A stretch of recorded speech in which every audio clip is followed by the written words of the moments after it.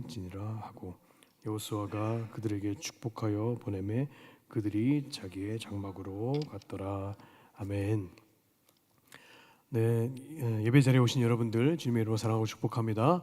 우리 앞뒤 좌우에 계신 분하고 인사할까요? 잘 오셨습니다. 네, 오늘도 예배 가운데 은혜 많이 받으십시오. 네, 오늘 이 말씀을 통하여서 함께 은혜를 나누었으면 좋겠습니다. 여러분, 오늘 우리가 살아가고 있는 이 땅은 어떤 방식으로 돌아가고 있다라고 그렇게 생각하고 계십니까? 정말 너무나도 살기 편해지고 많은 발전을 이룩한 그런 편리한 시대를 살아가고 있습니다. 하지만 정말 안타깝게도 세상은 점점 더 철저하게 자기 중심적이고 또 이기적인 모습으로 변해가고 있다라고 그렇게 모두 느낄 수 있으실 것입니다. 당장 뉴스만 봐도 정말 극단적인 이기주의의 민낯을 우리는 매일같이 마주하게 되곤 합니다. 내 구역, 내 지역에는 결코 손해볼 수 없다는 그런 님비 현상이라든지 다른 이들의 희생은 아랑곳하지 않고 내 민족과 내 나라만 잘 살면 된다라는 그런 배타적인 자국 중심주의가 만연한 이 세상에, 그렇기 때문에 전쟁이 끊이질 않는 그런 안타까운 시대를 우리는 살아가고 있습니다. 하지만 이것은 단지 거창한 어떤 사회 문제나 국제 정치만의 이야기가 아닐 것입니다. 당장 우리의 치열한 삶의 현장을 보더라도 언제부터인가 사람들은 자신의 목적을 달성하기 위해, 자신의 성공을 쟁취하기 위해 다른 사람을 그저 하나의 도구나 수단으로 여기는 일에 아무런 불편함을 느끼지 않고 그렇게 살아가고 있다라는 것입니다. 사람을 사람답게 대하기보다는 나의 유익을 위해 어떻게 저 사람을 소비하고 사용할 것인가를 먼저 계산하게 된다는 것이죠. 그래서 생명을 경시하고 사람을 도구화시키는 이 차갑고 메마른 정서가 우리 사회 전반에 이미 그렇게 깊이 침투하여 있다는 것을 우리는 느끼고 살아가고 있습니다. 도대체 왜 이렇게 이 땅이 이렇게 메마르고 삭막하게 되었을까요? 그 근본적인 이유가 무엇일까요? 그것은 바로 그 중심에 우리 마음 깊은 곳에 자리 잡고 있는 이기적인 우상들이 있기 때문이라는 것입니다. 나의 끝없는 욕망, 돈, 명예, 이 성공이라는 우상이 하나님보다 그리고 내 주변의 이웃들보다 더 높은 자리를 차지해 버렸기 때문이다라고 우리가 볼 수 있다라는 것이죠. 내 성공과 안락함, 내 자아 성취가 인생의 궁극적인 목적이 되어 버리니까 이제 내 옆에 있는 사람이 내가 밟고 일어서야 될 그런 경쟁 상대이거나 내 이익을 위해 사용해야 될 그런 대상으로밖에 보이지 않는다라는 것입니다. 그래서 이렇게 은밀하고도 파괴적인 이기주의는 결국 우리의 일상을 무섭게 단절시켜 버리고 말았다라는 것입니다. 그래서 멀리 갈 것도 없이 가장 보호받고 사랑해야 될 가족 안에서도 우리는 종종 타인과 같이 서로 문을 닫고 단절된 채 그렇게 살아가고 있다는 것입니다. 그래서 우리의 마음 가운데는 내일이 아니라면 굳이 내가 끼어들 필요가 없다라는 그런 방관적인 태도, 괜히 남의 일에 끼어들었다가 피곤한 일에 휘말리게 된다라는 그런 걱정, 작은 불이익을 당할까 하는 그런 두려움이 앞서기 때문에 우리는 철저히 서로를 고립시키고 외면하고 있다라는 것입니다. 그래서 내게 이익이 되지 않으면 언제든지 관계의 끈을 끊어버리고 놓아버리는 참 삭막하고 외로운 시대를 우리는 살아가고 있습니다. 그런데 여러분, 우리는 그렇지 않죠. 하나님을 믿는 사람들은 하나님께서 각자에게 주신 사명과 소명을 가지고 이 세상 한복판에 그렇게 보냄받았다라고 믿는 주님의 몸된 교회라고 믿는 사람들입니다. 그래서 우리는 뭔가 세상과는 다른 모습으로 이 땅을 살아가야 된다라는 것이죠. 내 문제만 해결되면 그만이라는 이 거짓된 우상과 이기심이 지배하는 이 세상 속에서 예수 그리스도의 핏값으로 부름받은 하나님의 성도들은, 하나님 나라의 그 백성들은 과연 어떤 방식으로 우리가 이 땅을 살아가야 될 것일까요? 오늘 이 본문의 말씀은 그것에 대한 해답을 우리에게 조금이나마 보여주고 있습니다. 오늘 본문 여호수아 22장을 보면 이 세상의 방법을 거스르는 아주 특별한 세 지파의 모습을 우리가 엿볼 수 있습니다. 바로 르우벤과 갓과 므낫세의 반 지파입니다. 이 므낫세 반이라는 것은 2분의 1이라는 거죠. 이 세 지파가 이제 가나안 정복 전쟁을 시작하기 전에, 요단강을 건너기 이전에 이미 저 지도를 보시면 보이시죠? 네, 보시면 알겠지만 요단강을 중심으로 오른편에 이미 땅을 분배받았습니다. 자신들의 기업을 분배받았습니다.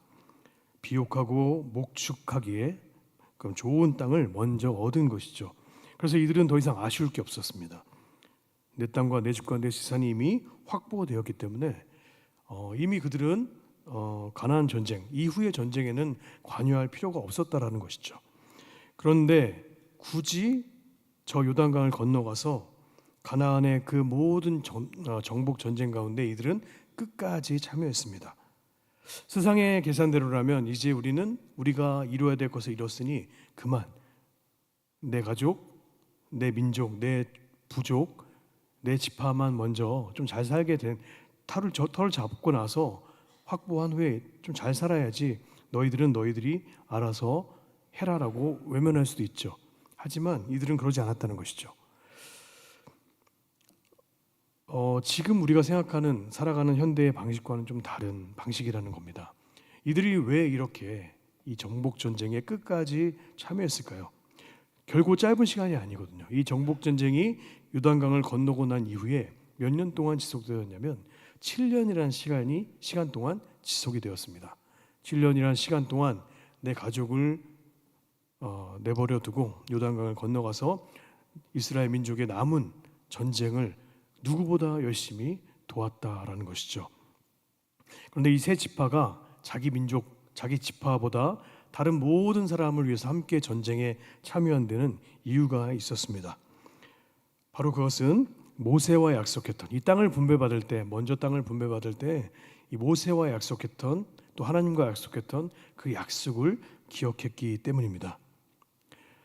바로 이 전쟁이 끝나기 전까지 외면하지 않고 끝까지 함께하겠다는 그 하나님과의 약속, 모세와의 약속, 이 민족과의 약속을 했기 때문에 그들은 이 전쟁을 외면하지 않고 끝까지 감당했다라는 것입니다.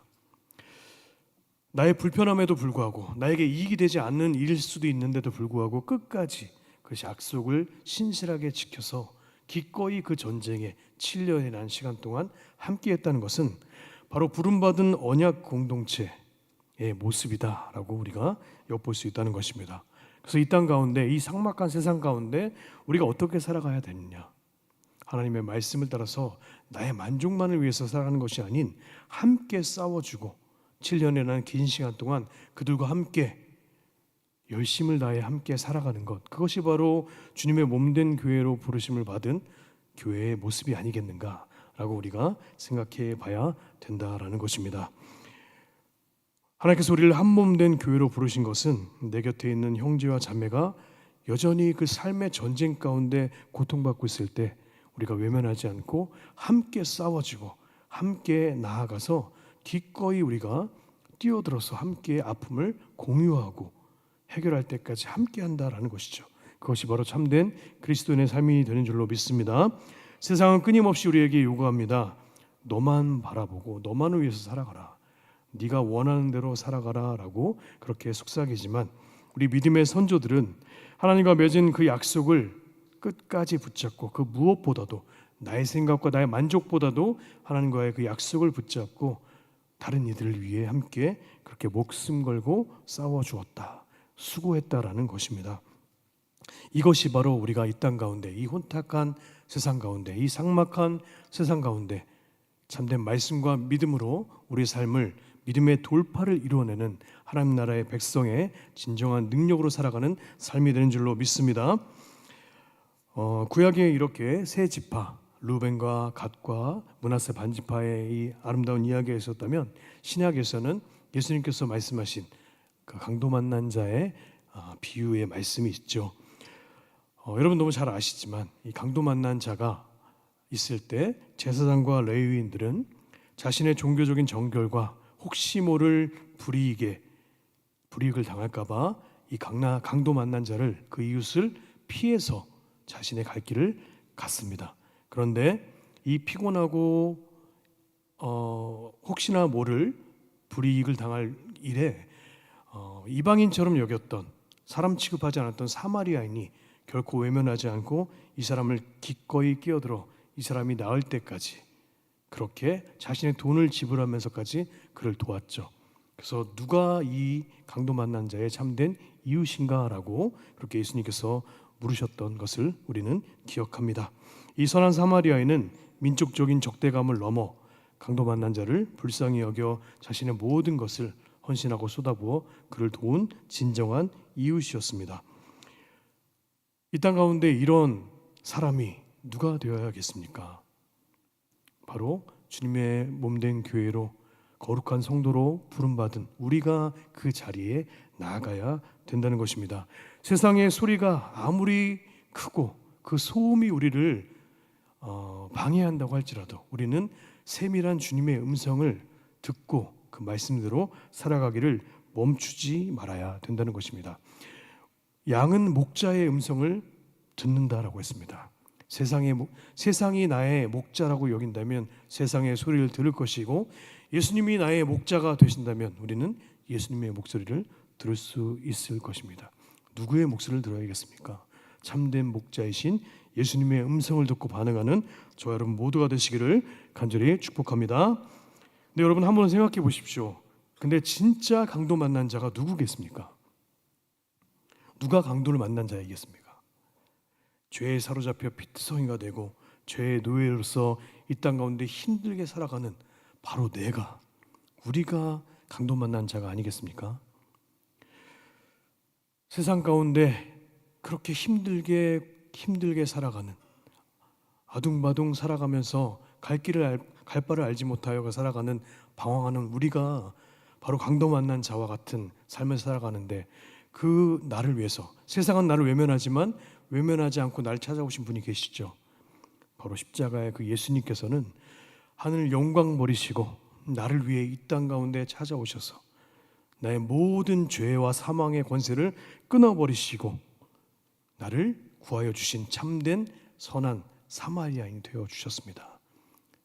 강도 만난 죄인 같던 나를 죄와 사망의 권세에서 끊어주시고 구원하시고 나를 회복시켜 주셨다는 것입니다. 그래서 이 십자가의 놀라운 사랑을 깨달은 사람은 절대로 그 사랑을 잊어버리고 배은망덕하게 이 땅 가운데 나만을 위한 삶을 살아갈 수 없다라는 것입니다. 죽어가던 우리를 살려내시고 하나님의 자녀로 회복하신 하나님의 그 놀라운 은혜와 사랑을 경험한 사람들은 이제 이 땅 가운데 나도 그렇게 선한 이웃으로 살아가야 된다는 것입니다. 그래서 다시 그 은혜를 받은 내가 다시금 세상과 같이 내 마음의 문을 굳게 걸어 잠그고 나의 만족과 유익만을 위해 살아가는 이기적인 자리로 돌아가서는 안 된다라는 것이죠. 우리는 이 땅에서 영원히 머물 것처럼 그렇게 살아가는 자들이 아닙니다. 잠시 지나가는 나그네에 불과하다는 것입니다. 이 땅에서의 삶이 전부인 것처럼, 끝인 것처럼 그렇게 치열하게 살아가는 것이 아니라 우리의 모든 소망은 하늘에 두고 이 땅에서 그렇게 하늘의 소망을 품고 그렇게 살아가는 나그네의 삶을 살아가야 된다는 것이죠. 그렇다고 우리가 이 땅에서 삶을 대충 살아도 된다는 것이 아닙니다. 하나님의 나라는 이미 이 땅 가운데 임하셨기 때문에 이 땅에서도 천국과 같이, 하나님의 나라와 같이 우리가 힘을 다해서 살아가는데 세상과는 다른 방법으로 살아가야 된다는 것이죠. 그래서 그 복음을 받아들인, 십자가의 그 놀라운 복음을 받아들인 사람만이 이 땅에서 나그네의 삶을 잘 살아갈 수 있다라는 것입니다. 주님께서 고통받은 나를 위해, 강도 만난 나를 위해 이 땅에 오신 것처럼 우리 역시도 주님의 사랑 가지고 섬김의 자리, 낮은 자리, 세상이 외면하는 자리에 가서 섬길 수 있다라는 것이죠. 그것은 내 힘으로 되지는 않습니다. 오직 주님의 그 사랑으로만, 주님의 그 놀라운 복음의 능력으로만 가능하게 된 줄로 믿습니다. 그래서 복음이 우리의 심령에 제대로 부딪히면 타인을 도구로 삼던 이기적인 그 껍질이 깨어지고 사람을 사람답게 대하는, 하나님의 자녀로 존귀하게 대하는 그런 생명의 역사가 우리 안에 풍성히 일어나게 될 것입니다. 그래서 이 놀라운 복음의 능력을 경험한 사람은 예수님의 말씀처럼 가서 너도 이와 같이 하라라고 하는 말씀에 충성되이 순종하는 삶을 살아가게 된다는 것입니다. 르우벤과 갓과 므낫세 반지파가 그 말씀에 의지하여 끝까지 정복 전쟁까지 치러내고 안식을 얻었던 것처럼 선한 사마리아인이 자신의 불편함에도 불구하고 외면하지 않고 강도 만난 이웃을 보살폈던 것 같이 우리 주님께서 죄와 사망으로 죽어가던 나를 살리기 위해 이 땅 가운데 오신 것처럼 우리 역시도 가서 너도 이와 같이 하라라는 그 말씀에 순종하는 자리로 나아가야 될 줄로 믿습니다. 예수님의 그 놀라운 사랑, 그 사랑을 그렇게 충성되이 실천한 사람들이 있습니다. 바로 복음 들고 이 땅 가운데 구석구석 누비며 말씀을 전했던 선교사님들의 삶이겠죠. 그 선교사님들 중에 오늘 이 조선이란 땅에 복음을 전하기 위해 오신 선교사님과 그 일화를 하나 소개하려고 합니다. 인천 강화도 지역을 중점적으로 1890년대 말에 초기 선교를 이끌어 가시던 조지 존스라는 미국 감리회 선교사님이 계십니다. 한국 이름으로는 조원시라고 부르기도 했습니다. 조지 존스, 조원시 비슷하죠? 네. 이 존스 선교사님이 사역하시던 이 장소 중에 이 강화읍에 잠두교회라는 곳이 있습니다. 지금은 강화중앙교회라고 불린다고 합니다. 이곳에서 이제 말씀을 받아들이고 복음을 영접한 김씨 부인이라는 노과부가 있었는데요. 이 사람은 자식 없이 혼자였지만 이 재물이 좀 넉넉해서 복섬이라는 여종을 부리고 그렇게 살아가고 있었습니다. 그런데 이 복음을 듣고서 말씀을 듣고서 이 마음에 이런 마음을 하나님께서 주신 거예요. 예수를 믿기로 결단한 이 노 부인이 나이가 80세가 된 분인데요. 한글을 잘 모르셨대요. 그런데 이 말씀을 듣고 내가 성경을 읽어야겠다라는 마음이 드는 거예요. 그래서 그 연로한 나이에도 불구하고 한글을 열심히 배워서 결국에는 스스로 성경을 읽을 만큼 그렇게 열정을 가지고 그렇게 신앙생활을 하셨다고 합니다. 그래서 이제 한글을 깨우치고 성경을 읽으면서 신앙 성경을 읽어가는데 마태복음 18장 18절의 말씀이 자신의 마음에 딱 꽂힌 거죠. 어떤 말씀이죠? 함께 읽어볼까요? 시작. 진실로 너희에게 이르노니 너희가 땅에서 매면 하늘에서도 매일 것이요 무엇이든지 땅에서 풀면 하늘에서도 풀릴 것이다. 아멘. 김씨 부인이 이 말씀을 읽고 마음에 찔림이 있었던 거예요. 자기에게 적용한 거죠. 그래서 다음 주일날 교인들을 모두 집으로 초청해서 이 자신의 몸종이었던 복서미를 방 안으로 불러들였습니다. 그래서 이렇게 말을 한 거죠. 성경 말씀을 보니 우리 주인은 하늘에 계시고 우리는 다 같은 형제와 자매라. 그런데 어찌 내가 하나님 앞에서 주인 노릇을 할 수 있겠소? 내가 이 복서미를 몸종으로 부리는 것이 땅에서 매는 것인즉 어찌 하나님의 복을 받겠는가? 그러고는 문갑에서 이 복서미의 종문서를 꺼내서 모든 교인이 보는 앞에서 다 불살라 버렸다고 합니다. 그리고 이제 복서미에게 복서마 지금 이후로 너는 내 종이 아니다. 너는 자유의 몸이 되었으니 이제 내 집을 나가서 자유롭게 살아도 된다. 라고 그렇게 말을 했다고 합니다. 그랬더니 놀란 복서미가 아이고 마님 안 됩니다. 그럴 수는 없습니다. 제발 나가라고만 하지 말아주세요. 이렇게 간청을 했다고 하죠. 놀란 거죠. 그런데 이제 결국 그래도 김씨 부인의 마음은 완강해서 너 풀어줄 테니 빨리 가라 이렇게 했다고 합니다. 근데 복서미의 상황도 그렇고 그 교회 전도사님의 말씀에 그런 권유에 따라서 이 몸종이었던 복서미를 내쫓지 않고 자신의 양녀로 자녀로 딸로 그렇게 삼았다고 하는 거죠. 하나님의 말씀이 굳건했던 한 집안에 이 놀라운 복음이 능력이 전해지니까 그 당시에 팽배하던 신분 제도가 완전히 사라지게 된 놀라운 사건이 일어나게 된 것입니다. 어제까지 노비였던 복서미는 이제 김씨 부인과 함께 세례를 받고 성경에 나오는 베베라는 새 이름을 얻고 새 출발을 시작했습니다. 그리고 선교사의 든든한 동역자가 되어서 강화도 전역을 누비며 복음을 전했고 또 김씨 부인을 어머니로 또 김씨 부인은 복서미를 딸로 그렇게 서로 섬기고 사랑하며 살아갔다라는 그 놀라운 아름다운 이야기가 이 복음의 능력으로 나타나게 된 우리 한국 초기 선교 역사에 기록되어 있습니다. 이 복음은 말로만 이루어지는 것이 아니라 삶으로 증명되는 복음의 능력이 나타날 때 힘을 얻게 된다는 것이죠. 양반과 종이 신분을 타파하고 함께 주님의 한 가족으로서 형제와 자매로서 함께 예배드리는 것들이 그렇게 일어날 때 세상의 방법이 아닌 세상의 눈초리가 아닌 주님의 방법으로 그렇게 살아갈 때 이 능력이 나타나게 됐는데 이후에 강화도의 복음이 급격히 높아지게 되었다는 것을 그렇게 기록하고 있습니다. 로마서 8장의 말씀처럼 이 종의 자녀에서 하나님의 자녀로 아빠, 아버지를 부르게 되는 하나님의 자녀로 신분이 바뀌게 되니까 그의 삶이 변화가 되는 것입니다. 그래서 우리의 삶 가운데 복음이 들어와야 진정한 변화가 일어나게 된다는 것입니다.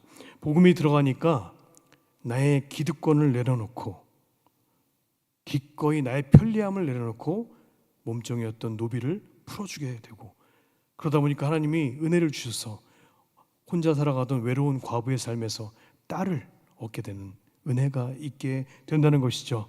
강도 만난 이웃을 외면하지 않고 도왔던 선한 사마리아인 그랬습니다.